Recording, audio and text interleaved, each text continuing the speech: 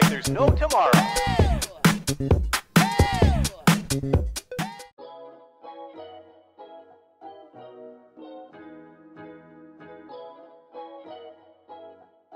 Parce que l'enfant qu'on a été, c'est de passer un moment avec l'adulte qu'on est devenu.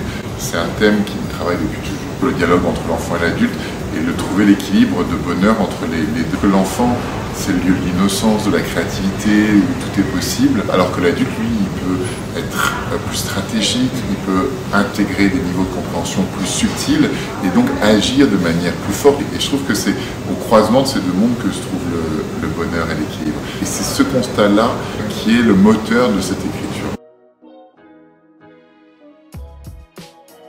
Questionnement. Qu'est-ce qui n'a jamais été dit, jamais été fait, jamais été pensé, que je pourrais dire, faire et penser aujourd'hui? Qu'est-ce qui m'inspire au quotidien et qui pourrait devenir magique?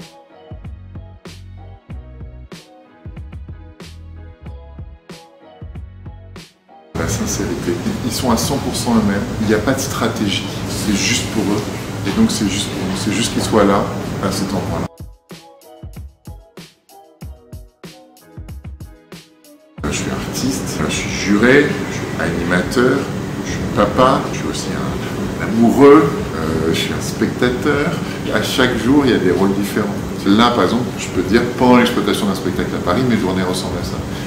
Rencontrer des journalistes, discuter de ce qui se passe, et le soir aller jouer. Ça, c'est mes journées en ce moment. Et puis, dans 2 semaines, ce sera plus tout ça. J'étais assez mal à l'aise en casting.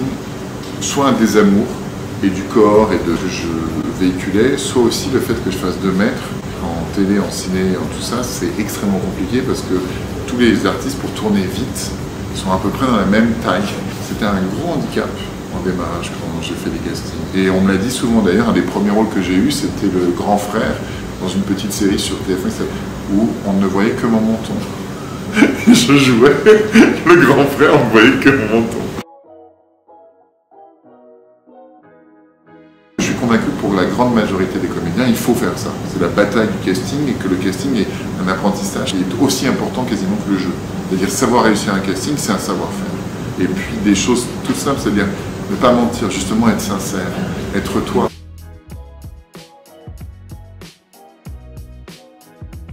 Écoute, on s'est toujours foutu de ma gueule, depuis enfant.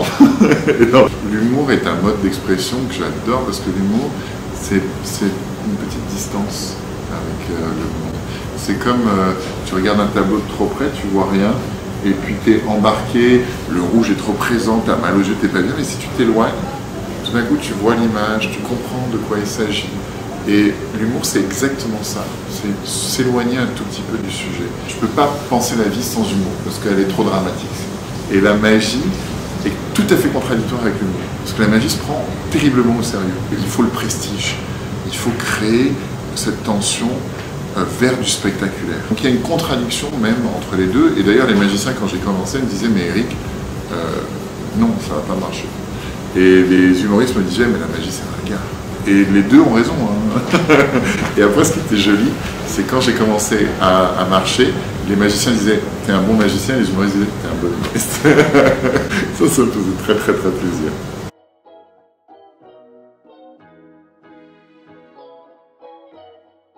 Être curieux de tous les arts et s'entraîner, faire grandir ses capacités, d'observer, de regarder, d'écouter, essayer de se poser la question pourquoi l'autre fonctionne comme ça?